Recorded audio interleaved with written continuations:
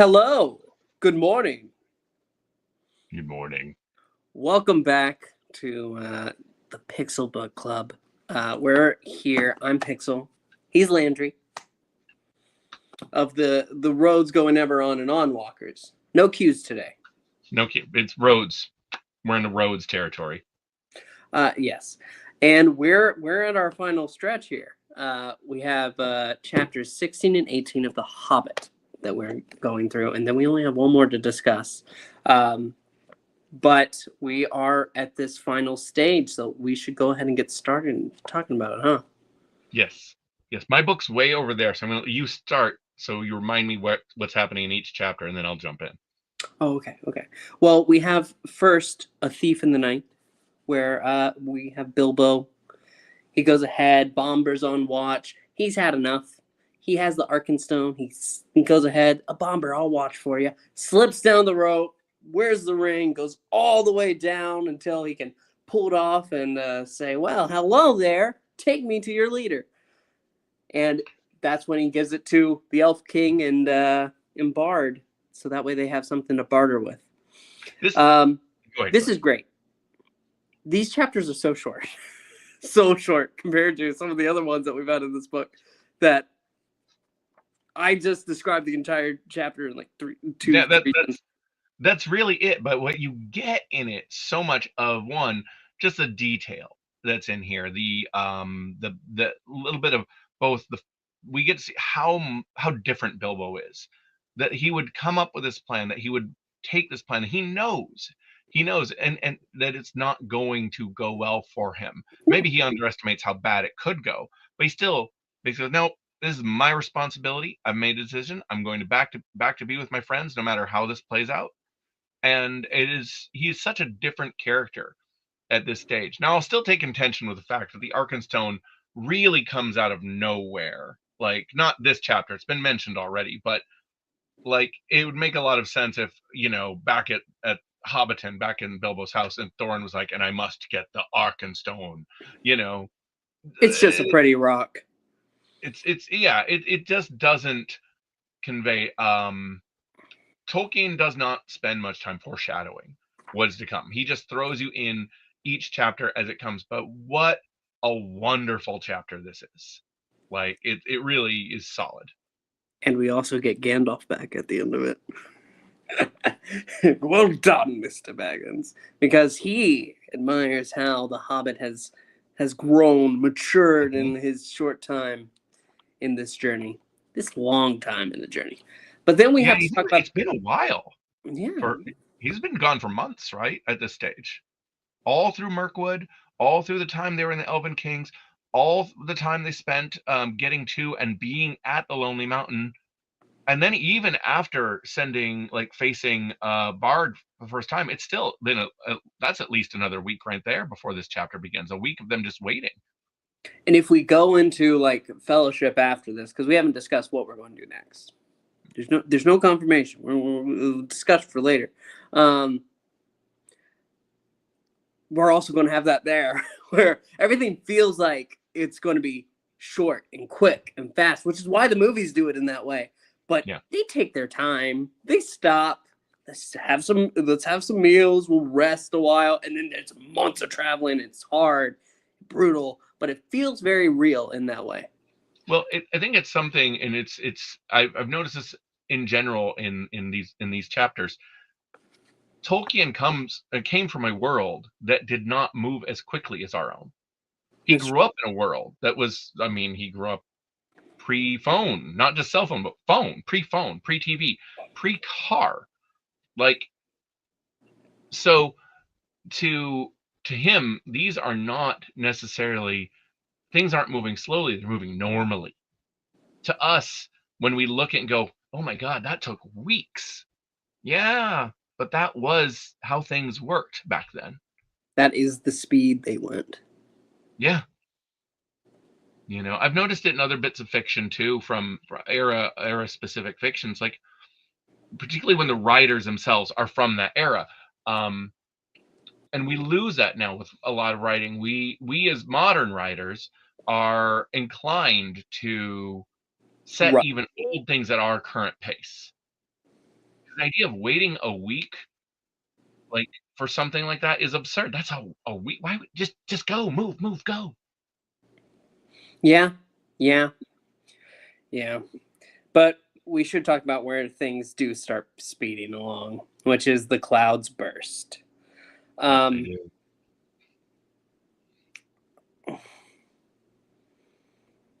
I, this is gonna be. I don't like this one. You don't like this chapter? No, no, I don't, because it feels everything that we talked about, how much time we're taking, everything feels rushed all of a sudden, doesn't it? I mean, I Everything think that happens. okay, remind me, is it now again, because I read them earlier today, Mhm. and but they just blur together so much at this point.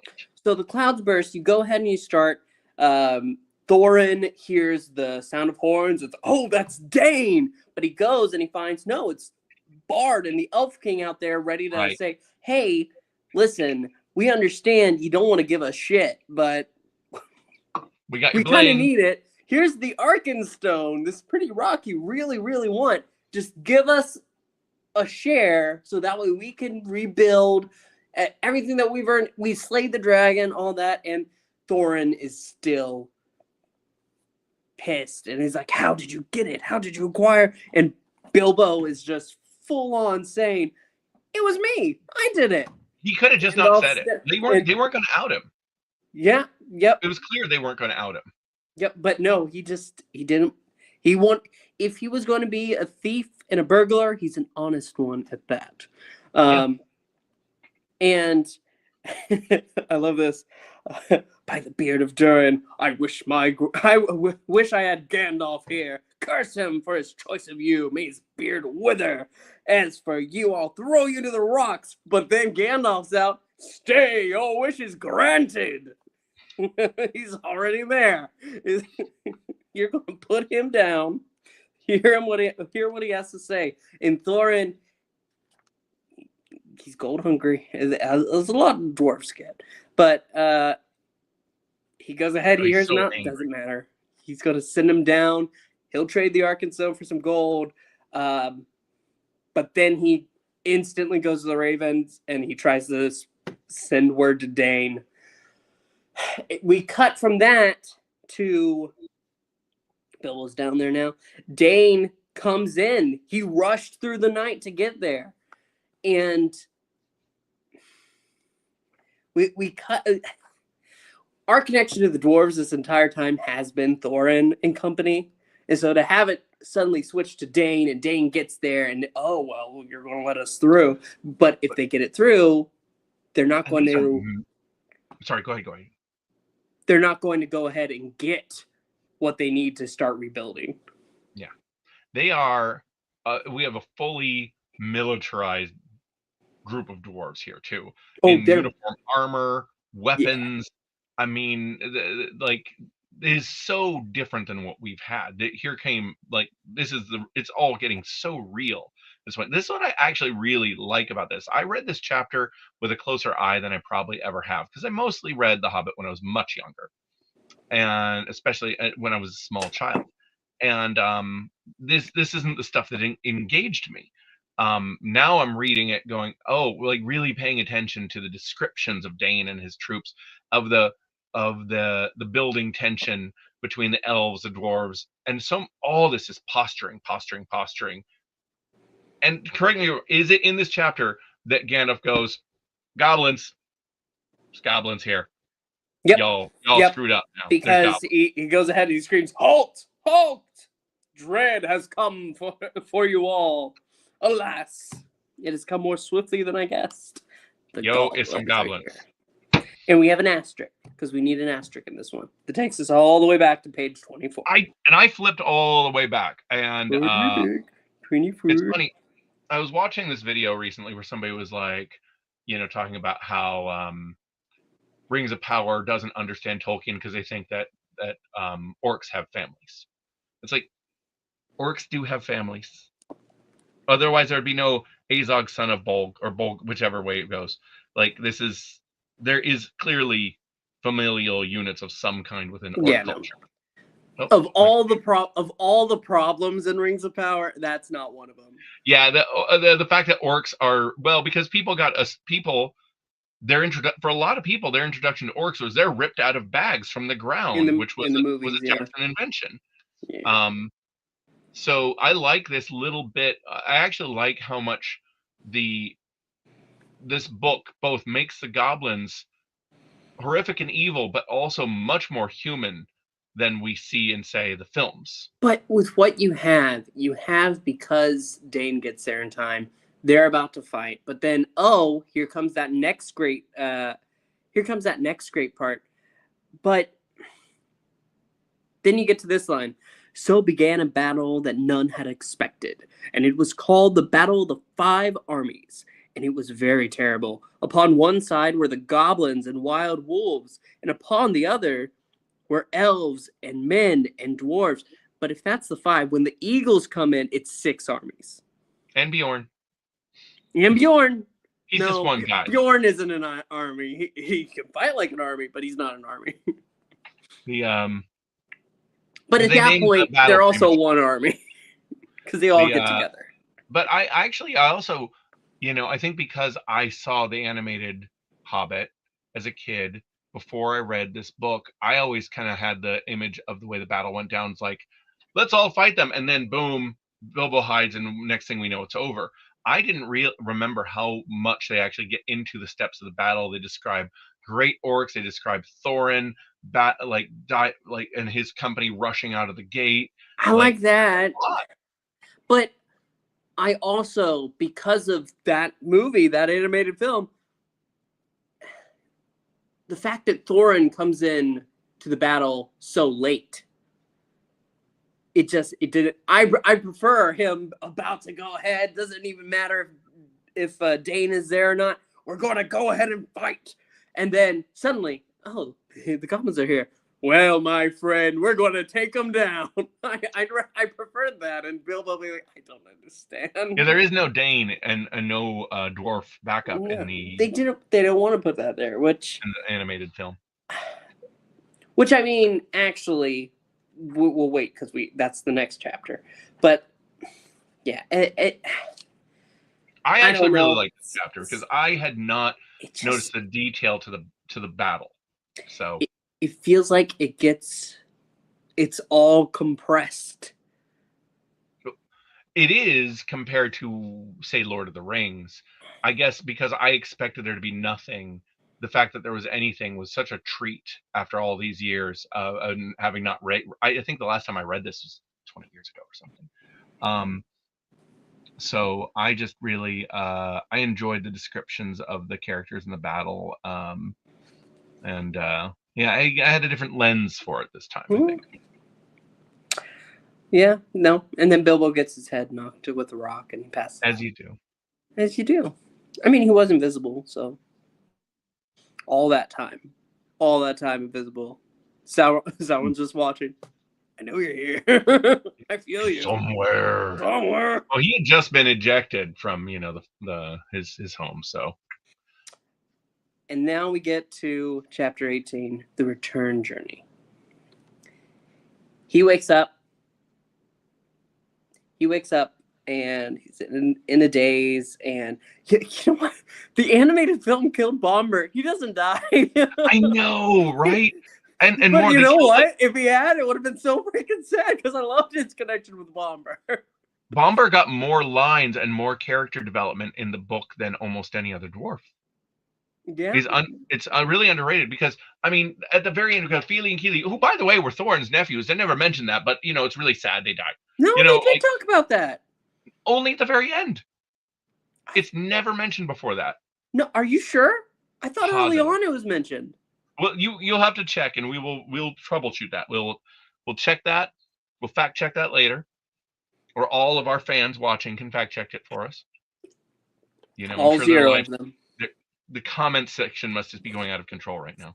Could it And be? it's like it's basically like, oh, and these two were his nephews, on his sister's side. Boom. Horribly sad. His whole line just died because they were his heirs. Yeah. And That's why when the new king is of the dwarves of the Lonely Mountain, it's not his branch anymore.